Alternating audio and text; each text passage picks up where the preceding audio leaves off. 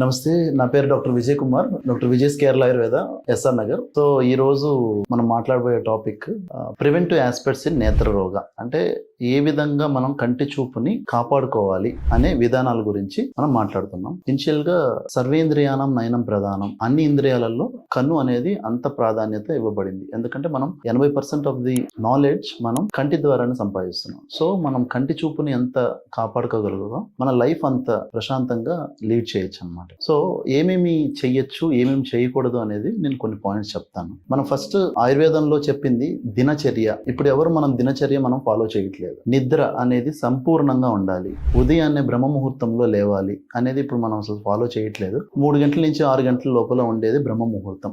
ఆ బ్రహ్మ ముహూర్తంలో లేవడం, అంజనం అనే ఒక ఐ డ్రాప్స్ అనేది చెప్పబడింది ఆయుర్వేదంలో. అంజనం కానీ నస్యం అనేది నోసల్ డ్రాప్స్ తో వేసుకొని మనం ఒక ప్రొసీజర్ ఉంది, అది కూడా చెప్పబడింది. పాత రోజుల్లో వేసుకునే వాళ్ళు, ఇప్పుడు అలవాటు పోయి మనం ఎవరం వేసుకోవట్లేదు. అది కూడా వన్ ఆఫ్ ది దినచర్య. అండ్ కవల గండూష అనేది కూడా చెప్పబడింది ఆయుర్వేదంలో. అది కూడా అంతకుముందు చేసేవాళ్ళు, ఆయిల్ పుల్లింగ్ అనేవాళ్ళు పాత రోజుల్లో. ఇప్పుడు ఎవరు చేయట్లేదు. వాటి వల్ల కూడా కంటి చూపు చాలా పెరుగుతుంది, వినికిడి శక్తి చాలా పెరుగుతుంది. అంతకుముందు ఆపరేషన్స్ అనేది 60లో చేయించుకునే వాళ్ళు, క్యాటరాక్ట్ ఆపరేషన్ కానీ చూపు తగ్గడం వల్ల ఆపరేషన్ చేసేది. ఇప్పుడు 40లోనే చేయించుకునే వాళ్ళు 70% జనాలు ఉన్నారు. కాబట్టి అవి ఎలా తగ్గించుకోవాలి అనేది కూడా ప్రధానమైన విషయం. సో అంజనం అనేది కానీ, నస్యం అనేది కానీ, కవలం అనేది కానీ, గండూషాన్ని ఈ చర్యలు చేయడం వల్ల, దినచర్యలు చేయడం వల్ల మనకి చూపు బాగా పెరుగుతుంది. అదే విధంగా ఇప్పుడు ఇంగ్లీష్ ఓల్డ్ చెప్తున్నట్లుగా సన్నింగ్ కానీ, అంటే కంటి సన్ ముందు కూర్చోవడం కళ్ళు మూసుకొని, అండ్ బ్లింకింగ్ రిఫ్లెక్స్ పెంచడం, అంటే కళ్ళు మూస్తూ ఆపుతూ ఉండడం కానీ, అండ్ పామింగ్ అనేది ఒక ఇది ఉంది, ఇలా పెట్టుకోవడం. దానివల్ల ప్రాపర్ హీట్ మనకి కంటి చూపుకి పెరుగుతుంది. అది కూడా one of the exercise. And ball ఇసిరేసి బాల్ చూడడం కానీ, ఫింగర్ పెట్టి ఇలా అనడం కానీ, త్రాటకం అనేది కానీ, ఐ క్యాండిల్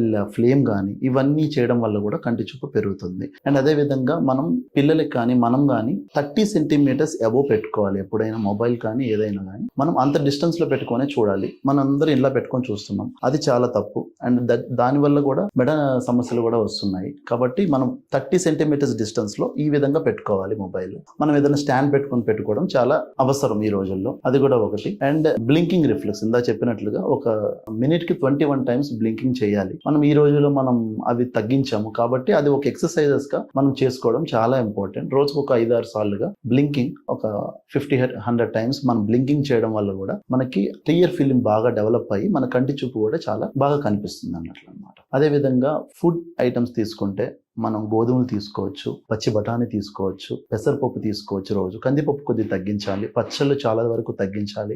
గ్రేప్స్ తీసుకోవచ్చు, డ్రై గ్రేప్స్ కానీ, వాటి ఇది కానీ, దాడిమ అంటే ప్రొమోగ్రెనేట్ తీసుకోవచ్చు మంచిగా. వీటన్నిటి తీసుకోవడం వల్ల కూడా మనకి కంటి చూపు పెరుగుతుంది. వేడి నీళ్లు శరీరానికి తల మీద కానీ పోసుకోవడం తగ్గించడం చాలా ఇంపార్టెంట్. దానివల్ల కూడా ఐ సమస్యలు చాలా వస్తున్నాయి. అండ్ ఆల్కహాల్ తీసుకోకపోవడం, స్మోకింగ్ తగ్గించడం, తీసుకోకుండా ఉంటేనే చాలా మంచిది. ఇప్పుడు మనం ఎంత చెప్తున్నా కూడా పేషెంట్స్ ఏంటంటే అడిక్ట్ అయిపోయి ఉన్నారు. కాబట్టి మాక్సిమం తగ్గించి తీసుకోవడం వల్ల, అండ్ వాటర్ ఇంటేక్ కూడా చాలా ఇంక్రీజ్ చేయాలి. వీటన్నిటి వల్ల కంటి చూపులు చాలా తగ్గుతాయి. అదే విధంగా మనకి మొబైల్స్ అనేది కూడా బ్రైట్నెస్ తగ్గించుకోవడం, బ్రైట్ లైట్ లో కూర్చోవడం, లైట్ వేసుకొని కూర్చోవడం వంటి చేస్తుంటే ఏంటంటే మనకి కంటి చూపులు మనం తగ్గించుకోకుండా కాపాడుకోవచ్చు. ఇప్పుడు కంటి సమస్యలు చూసుకుంటే మయోపియా కానీ, దూరదృష్టి, హైపర్మెట్రోపియా కానీ, ప్రెస్బయోపియా కానీ, డయాబెటిక్ రెటినోపతి కానీ, హైపర్టెన్సివ్ రెటినోపతి కానీ, గ్లకోమా, వీటన్నిటికీ వచ్చేసి మోడ్రన్ లో మందులు లేవు. కాబట్టి ప్రజలు ఇప్పుడు ఆయుర్వేదానికే వస్తున్నారు. దానికి ఏ విధంగా మనం ట్రీట్మెంట్ ఇస్తున్నాము అంటే తర్పణం అనే ఒక ప్రొసీజర్ ఉంది,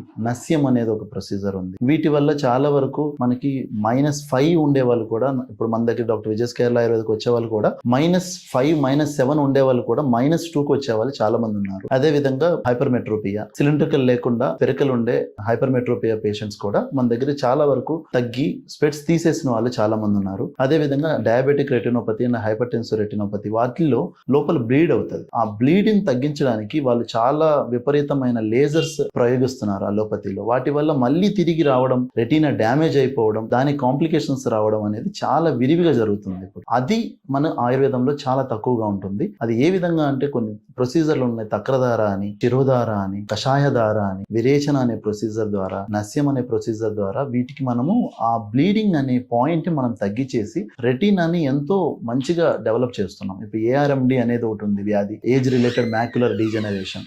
ఆ వ్యాధికి మందు లేదు వాళ్ళ దగ్గర. గ్లకోమా అనే వ్యాధి ఉంది, దానికి మందు లేదు, శాశ్వతంగా పోగొట్టలేకపోతున్నారు. మన ఆయుర్వేదంలో ఇప్పుడు లీచ్ థెరపీ అని, చక్రధార అని, తర్పణం అని, ఇవన్నీ మనం చేయడం ద్వారా మనకి కంటి చూపు చాలా వరకు మెరుగుపడి అది కాంప్లికేషన్స్ వెళ్లకుండా మనం కాపాడగలుగుతున్నాం.